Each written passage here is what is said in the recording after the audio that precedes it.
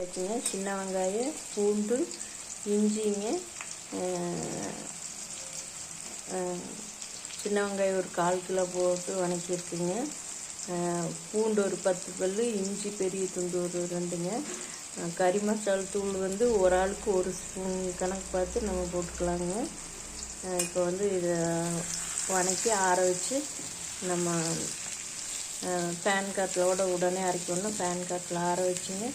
ரொம்ப நம்ம வேகமாக வச்சோம்னா கறி போயிடும். சிம்மில் வச்சுட்டு சும்மா லேசாக ஒரு வேட்டு பட்டினா போதுங்க. கறி மசாலா தூளுக்கு வந்து அது தனியாக நம்ம மிஷினில் நம்ம வீட்டில் அரைச்சி வைத்தாங்க. அது இங்கே வெய்ய காலம் வந்து அரைச்சி வச்சுக்கலாங்க. இடையிலையும் கூட அரைச்சி வச்சுக்கலாம். மட்டன் வந்து 1 கிலோ நம்ம கழுவிட்டு 2 தடவை கழுவிட்டு ஃபில்டர் தண்ணியில் கறி மூழ்கிற அளவுக்கு நம்ம வேக வச்சு வச்சுருக்குது. இது அரைச்சிட்டு இது ஒன்றா கலக்கி வேக வச்சு நம்ம தேங்காய் அரை மூடி ஊற்றி உப்பெல்லாம் கரெக்டாக போட்டு நம்ம குழம்பு கொதிச்சோன்னேங்க இது அவ்வளோதானுங்க. வணங்கி வச்சு நம்ம ஆற வச்சு நம்ம அரைச்சிக்கலாங்க. மிக்சியில் ஒரு 2-3 தடவை சின்ன ஜாரில் போட்டு நைஸாக அரைய விட்டுருங்க. அப்புறம் குழம்புக்கு எல்லாம் கறியெல்லாம் ஒன்றா போட்டுங்க. அரை மூடி தேங்காய் ஊற்றி கொதிக்க வச்சுட்டுங்க. நம்ம குழம்ப தனியாக வடித்து எடுத்து வச்சுட்டுங்க. அந்த மட்டனை வந்து நம்ம இதே மாதிரி ஒரு கடாயில் எண்ணெய், கடுகு, கருவேப்பிலை தலைங்க, பல்லாரி வெங்காயம் 1 வதக்கிட்டுங்க. தக்காளி 1 குட்டி குட்டியாக ரொம்ப பொடியாக வதக்கிட்டுங்க. அதை வதக்கிட்டுங்க. இந்த நம்ம மட்டன் குழம்புலேயே ஊற்றிக்கலாம். இல்லாட்டி இந்த கிரேவி விசில் வந்து சாப்பாடு வச்சுருக்குதுங்க.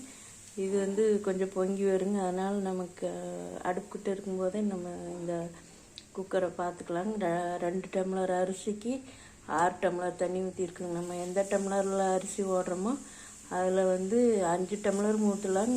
இன்னும் கொஞ்சம் இலக்கமாக வேகணும்னா 6 டம்ளர் ஊற்றலாங்க. 1 டம்ளருக்கு 3 டம்ளர் தண்ணிங்க. இதில் 3 விசில் வந்து வேகமாக விட்டுட்டுங்க. 1 விசில் சிம்மில் வச்சுக்கலாங்க.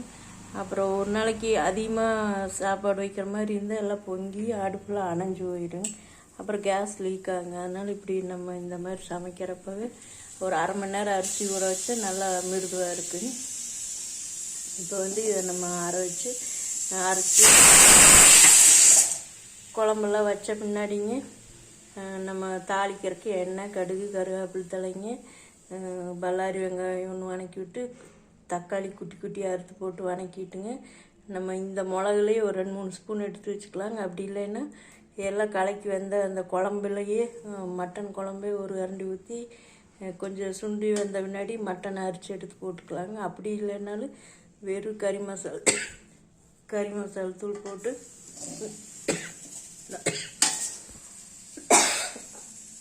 கறி மசாலா தூள் போட்டுங்க. மட்டனை போட்டு கொஞ்சமாக உப்பு போட்டுக்கலாங்க. ஏன்னா நம்ம குழம்புல உப்பு இருக்குங்க.